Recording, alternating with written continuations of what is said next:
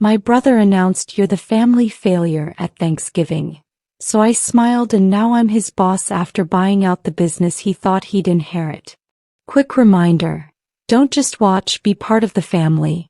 Subscribe and say hello from wherever you're watching, right here in the comments. The mashed potatoes were still steaming when my brother Randy decided to destroy me in front of 23 family members. I should have seen it coming. He'd been drinking since noon, that familiar smirk playing at his lips every time Dad mentioned the business. But nothing prepared me for what came next. Let's talk about failures, Randy announced, standing up so fast his chair scraped against Mom's hardwood floors. The conversations died instantly. Aunt Cheryl's fork froze midway to her mouth. Since we're all being so grateful today, I'm grateful I'm not Colleen. 32 years old, back in her apartment after that divorce, working some nobody job at a tech startup nobody's heard of. My stomach dropped. Dad's hand tightened around his whiskey glass. Mom whispered, "Randy, sit down. No, they need to hear this." He was on a roll now, gesturing wildly with his wine glass. While I've been here learning the business, making Dad proud, actually building something, Colleen's been what? Playing with computers? Dad's restaurant empire needs real leadership. Someone who shows up. Someone who isn't the family failure. The silence that followed was suffocating. My cousin Rowena stared at her plate. Uncle Terry coughed. I felt every eye on me, waiting for tears, for rage, for me to run.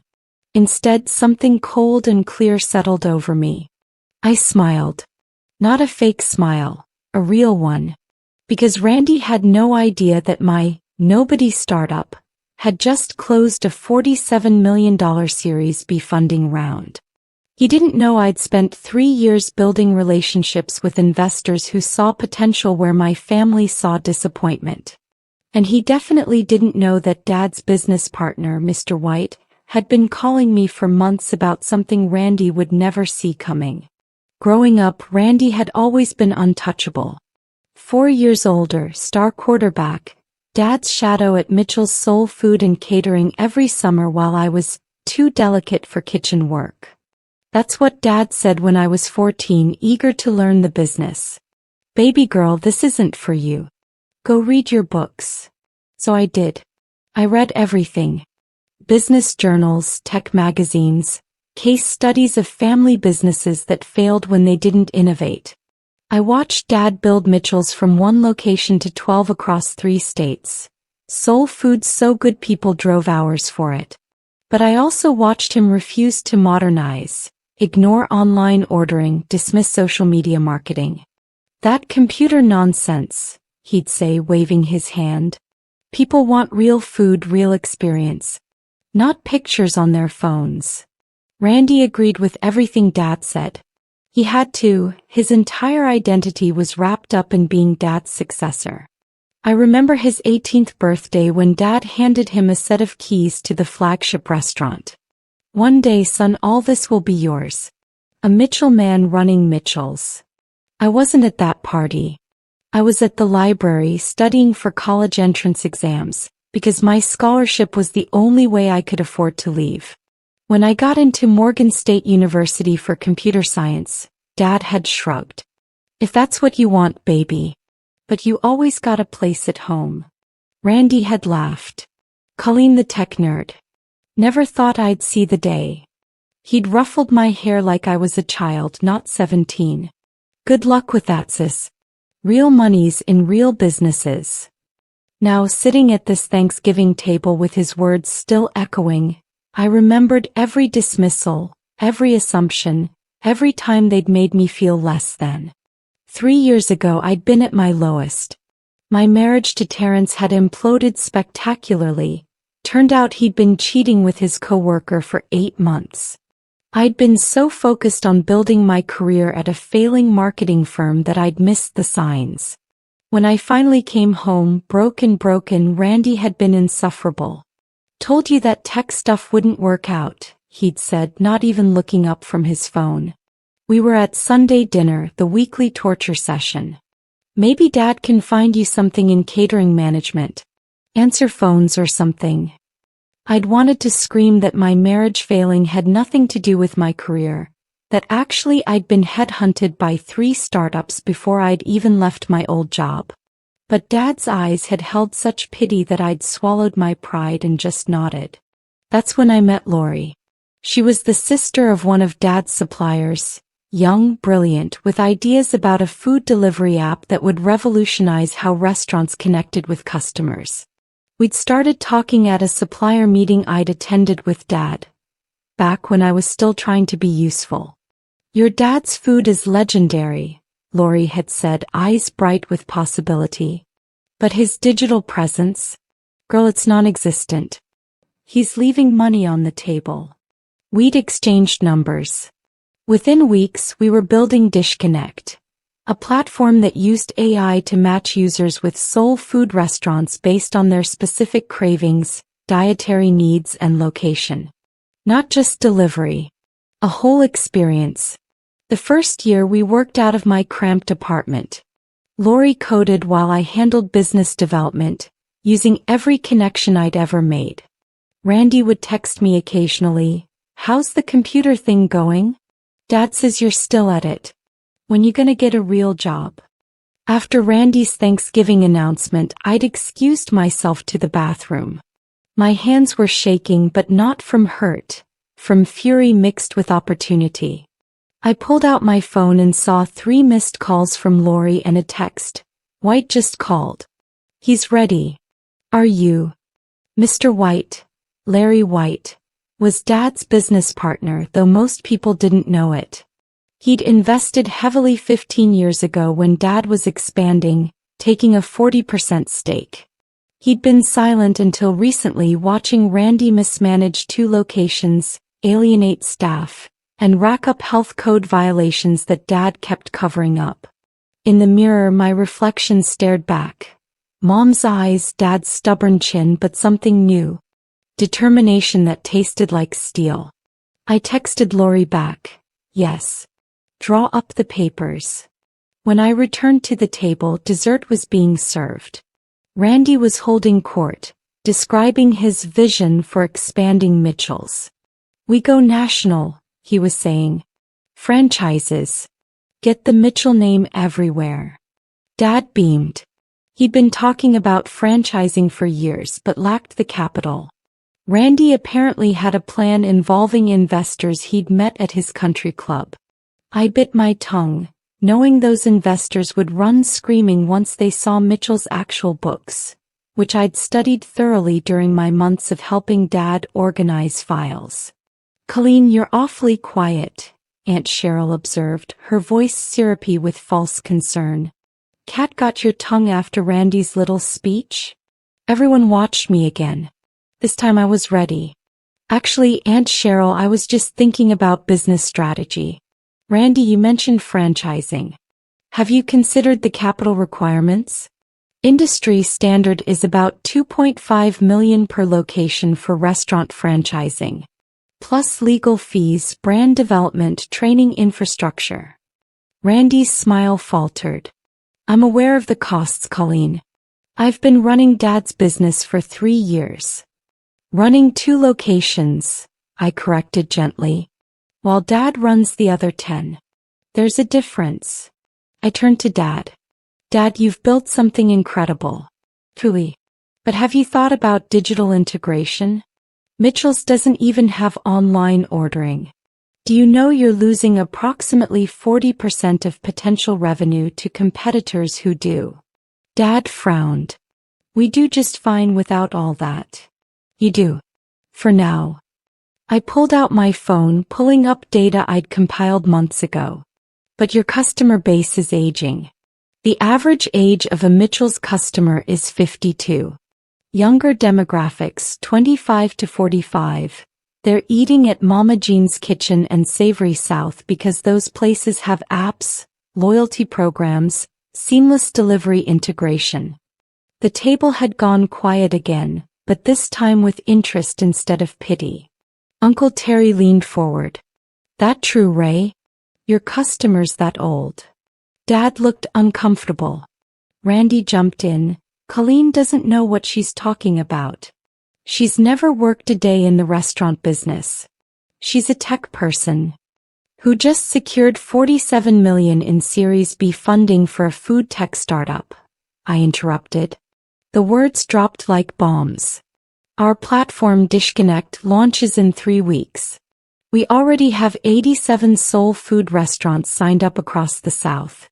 We're projecting $15 million in first-year revenue. Mom's fork clattered to her plate. Rowena gasped. Dad stared at me like I'd grown a second head. Randy recovered first, laughing. 47 million? Colleen, come on. Don't lie to make yourself feel better about. I held up my phone, showing him the press release from TechCrunch. The headline read, DishConnect raises $47 million to revolutionize soul food industry. The rest of Thanksgiving passed in a blur of congratulations and Randy's barely contained rage. He cornered me in the kitchen as I was helping Mom with dishes. This doesn't change anything, he hissed. Dad's business is still mine. Some tech money doesn't make you qualified to run a real restaurant. You're right, I said calmly, scrubbing a pot. It doesn't. But my business degree does. My 3 years analyzing every successful restaurant chain in America does. My relationships with the investors you'll need for that franchise dream does. His face reddened. You're nothing. A divorced failure who got lucky with some app. Randy, Mom's voice cut through his venom. She stood in the doorway, disappointment etched across her features. Apologize to your sister. Now. For what? Telling the truth? She abandoned this family, abandoned Dad's legacy. She built her own legacy, Mom said quietly, while you've been drinking Dad's whiskey and running his restaurants into the ground. Yes, I've seen the reports. The health violations at the downtown location. The staff complaints about your behavior. Your father shields you, but I know. Randy's mouth opened and closed. Finally, he stormed out and I heard his car peel out of the driveway moments later. Mom touched my shoulder. That app of yours. Can it really help restaurants? Yes, Mama. It can. I dried my hands. It helps them reach new customers, manage orders, analyze trends. I built it thinking about Dad's business actually. About all the restaurants like his that deserve to survive. That night Larry White called. Your brother just left my office, he said without preamble. Drunk, angry, demanding I increase his distribution orders. Said something about proving himself. I am done. I want out, but I want Mitchell's to survive. Are you ready to have that conversation? I met Larry White at his office the Monday after Thanksgiving. At 63, he still had the sharp eyes of a businessman who'd built 3 successful restaurant supply companies. His office overlooked downtown, walls covered with photos of restaurants he'd helped build, including Mitchell's original location.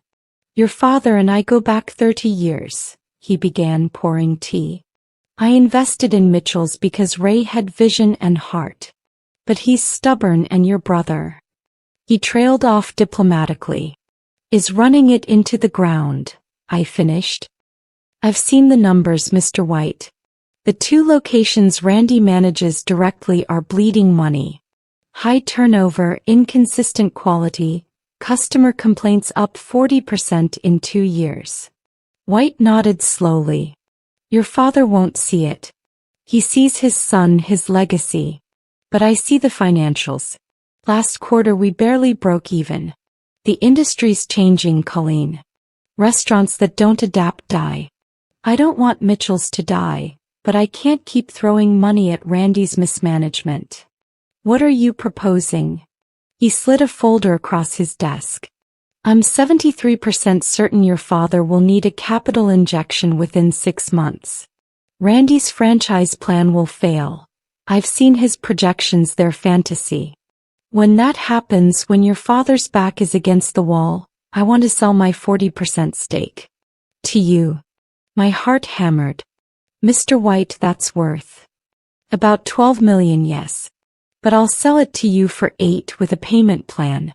You bring Disconnect's technology, your business acumen, and you save Mitchell's. In return, you become the largest shareholder. 51% when combined with the 11% your mother secretly holds that your father doesn't know she can vote independently. I stared at him. Mama has voting shares? White smiled. She's smarter than anyone gives her credit for. He and I have been talking, Colleen. We're both tired of watching something beautiful die because of pride and outdated thinking. Over the next 3 weeks, I worked like I'd never worked before. Disconnect launched successfully. Within 5 days, we had 200 restaurants on the platform and 15,000 users. The press called it the Black-owned tech success story of the year. My phone wouldn't stop ringing with interview requests, investor interest, expansion opportunities. But my focus was Mitchell's. I hired a private investigator, professional, discreet, to document the health code violations Randy kept covering up. I interviewed former employees who'd quit rather than work under him. I compiled data showing exactly how much money Mitchell's was losing to competitors with better digital presence. Lori thought I was crazy. Girl, you just became a multimillionaire. Why are you obsessing over your father's restaurant? Because it's my legacy too, I told her. We were in Disconnect's new office, glass walls overlooking the city. Randy thinks he's entitled to it because he's male, because he showed up. But I love that business just as much. I just want to run it right. And because you want to see his face when you take it, Lori added knowingly. I couldn't deny it. There was satisfaction in the revenge, yes. But more than that, I wanted to prove I wasn't the family failure. I wanted to save something my father had built, something that mattered to our community. The day before Christmas, Dad called. Baby girl, I need your help. His voice was strained. Can you come by the house? Don't tell Randy. I found him in his study, financial reports spread across his desk. He looked older, somehow tired. I don't know what to do, Colleen.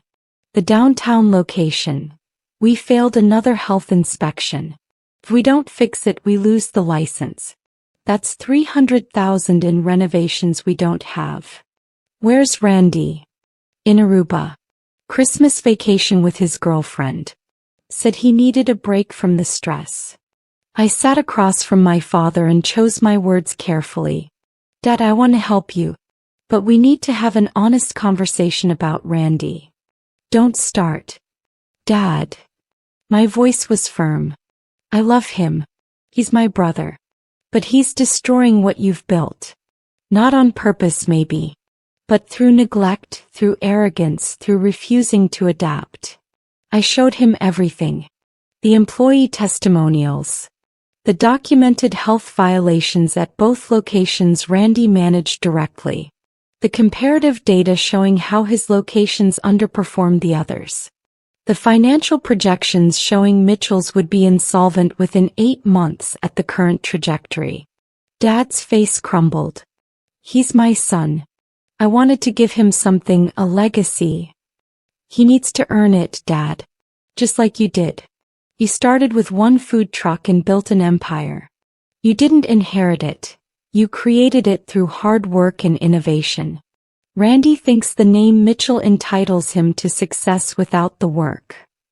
What do I do? Dad's voice broke. He's going to hate me. Maybe, I said gently. But what do you love more? Randy's approval or the business you spent 30 years building? Because right now you can't have both. I laid out my proposal. Disconnect would integrate with Mitchell's. Free platform access, custom features, priority support. I'd help modernize the operations, implement proper management systems, train staff. In return, I wanted operational control of the 2 failing locations to turn them around. And if I can save them, I concluded, we talk about my role in the company's future. A real role, not answering phones. Dad was quiet for a long time. Finally, what about Randy? He can stay. But as a manager, not the heir apparent. He learns the business properly from the ground up like everyone else. If he proves himself, he earns more responsibility. Merit, not birthright. Randy returned from Aruba tanned and oblivious. He didn't know that during his vacation I'd been at the downtown location 16 hours a day, working with the staff to fix every violation, implementing new systems, training on food safety protocols. The employees, so used to Randy's contempt, responded to basic respect like flowers to rain. "You're Miss Mitchell?" Shauna, a line cook who'd been there 8 years, had asked on day one. "Ray's daughter." "Yes. And I'm here to help. Tell me everything that's broken." By the time Randy walked into the downtown location on January 3rd, we'd passed the follow-up health inspection with a score of 96. The kitchen gleamed. Staff morale was palpable. And I was in the office reviewing inventory systems with the manager. "What the hell are you doing here?" Randy's voice boomed across the restaurant. I looked up calmly from the computer. "Working. You might want to try it sometime." His face went purple. "This is my location. You have no right." "Actually," Dad's voice came from the doorway, "I asked her to help while you were gone. The health department was going to shut us down, Randy. Your sister fixed it in 2 weeks." Randy turned on Dad. "You brought her in behind my back? Your failure daughter who doesn't know anything about restaurants." "Watch your mouth," Dad's voice was steel. "Colleen's not a failure. She's what I should have been. Innovative, educated, willing to evolve. And yes, I brought her in. Because the alternative was losing this location permanently." "This is bullshit." Randy grabbed papers off the desk, scattering them. "I've given you everything." "You've given me headaches and losses," Dad interrupted. "We're implementing new management structure. Colleen's going to oversee operations at this location and the Plaza Street location. You'll report to her." The silence was atomic. Randy stared at Dad, then at me, realization dawning. "No, absolutely not. I'm your son. And she's my daughter who just saved us from a lawsuit and closure." That night, Larry White made his move. He called Dad and requested a meeting. Him, Dad, Mom, me, and Randy. We gathered in White's conference room, tension thick enough to cut. "Ray, we've been partners a long time," White began. "But I'm 73. I want to retire, spend time with my grandchildren. I'm selling my 40% stake in Mitchell's." Dad went pale. "Larry, we can work something out." "I already have. I'm selling to Colleen." Randy exploded. "What? You can't. Dad, tell him he can't do this." "It's his stake to sell," Dad said quietly. "But Colleen, baby, that's millions. You can't afford." "I can." I opened my briefcase, removing contracts. Dishconnect's success has provided substantial capital. Mr. White and I have structured a deal that works for both of us. With his 40% and Mama's 11% that she's agreed to vote with me, I'll hold 51% of Mitchell's. Mom's small smile confirmed what White had told me. Dad looked at her, betrayed. "Denise, I invested my inheritance money when you started this business, Ray," Mom said firmly. "My father's money. You always called it your business, but legally I'm a shareholder. And I'm voting with our daughter because she's going to save what you built." Randy looked like he'd been punched. You're cutting me out. Your son. For her. "Nobody's cutting you out," I said. "You can stay, Randy. But as an employee, not an owner. You'll earn your place like everyone else." "Go to hell," he spat. "All of you." He stormed out, and this time Dad didn't call him back. The contracts were signed that night. By morning, I owned controlling interest in Mitchell's Soul Food and Catering. At 32, I was now my brother's boss. The first 3 months were brutal. Randy tried everything. Spreading rumors to suppliers, poisoning relationships with longtime customers, even attempting to poach staff. But the numbers didn't lie. Under my management, the 2 struggling locations became profitable within 6 weeks. Customer satisfaction scores jumped 38%. Employee retention hit a 3-year high. I implemented everything I'd learned building DishConnect. Online ordering with a custom app. Loyalty programs.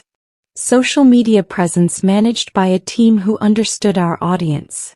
We started catering corporate events, something Dad had always avoided. I hired a PR firm run by a Black woman who understood soul food wasn't just food. It was culture, history, love made edible. Revenue increased 42% in the first quarter. Dad started coming to me for advice. "You know things I don't," he admitted one day. We were in the flagship kitchen watching dinner service. Technology, marketing, how young people think. "I was wrong to dismiss you. You wanted to protect me," I said. "I understand that now. But protection became limitation. You didn't let me try." And Randy? I haven't heard from him in 2 months. It hurt less than I'd expected. He's working for Mama Jean's Kitchen, I heard. Ironically, using our platform for their delivery service. Dad chuckled sadly. "He'll come around. He's stubborn like his father. Maybe not. But I couldn't wait for his approval anymore. I had a business to run, employees depending on me, a legacy to build, not inherit. The day we signed the contract to franchise Mitchell's, my deal, my investors, done right this time, I thought about last Thanksgiving. About Randy calling me the family failure. About the shame that had burned through me, the desire to disappear. Now I stood in a conference room with investors, lawyers, and Dad, signing agreements that would take Mitchell's national. The right way. Sustainable. Modern. Honoring the past while building the future. This Thanksgiving I hosted. Randy wasn't invited, his choice, not mine. He'd sent a bitter text. "Hope you're happy destroying our family." I'd replied simply, "I saved our family business. That's more than you did." 25 people filled my new house. Mom, Dad, aunts, uncles, cousins, and my DishConnect team, because they were family too now. Lori raised a glass for a toast. "To Colleen," she announced. "Who proved that failure is just a word bitter people use when they're afraid of your success." Everyone cheered. Dad stood next, his eyes suspiciously wet. "To my daughter, who I underestimated. Who built an empire while I thought she was broken. Who saved my business and taught this old man that change isn't death, it's survival." After dinner, I found Mom on the balcony. "You knew," I said. "That day he called me a failure. You knew I'd take over." She smiled. "I hoped. I saw your fire, baby. Randy mistakes cruelty for strength. But you turned pain into power. That's real strength." My phone buzzed. An email from Forbes, 30 under 40. Colleen Mitchell, tech entrepreneur revolutionizing soul food industry. The article detailed DishConnect's success and my surprising takeover of Mitchell's. It called me a visionary bridging tradition and innovation. I thought about success, about revenge, about proving everyone wrong. The truth was more complicated. I didn't take over Mitchell's to hurt Randy. I did it to save something beautiful. The revenge was just a bonus. But God, it was a sweet bonus. Inside, laughter erupted. Uncle Terry telling stories, Rowena showing everyone her new baby, Dad teaching Lori's nephew how to make his signature mac and cheese. This was legacy. Not ownership, not control, not proving you're better than your siblings. Legacy was building something that mattered, that lasted, that helped people. It was creating opportunities, not hoarding them. It was understanding that family business meant something different than family dynasty. Randy texted as I watched my family celebrate. "I'm sorry. Not for what I said. For not seeing you. I didn't respond immediately. Maybe one day we'd rebuild our relationship. Maybe not. But I'd learned something crucial. I didn't need his approval, his acceptance, or his acknowledgement. I had something better. I had myself. The woman who'd stood up from that Thanksgiving table and smiled. Who'd turned family failure into family savior. Who'd proven that sometimes the best revenge isn't revenge at all. It's success. And mine was just beginning.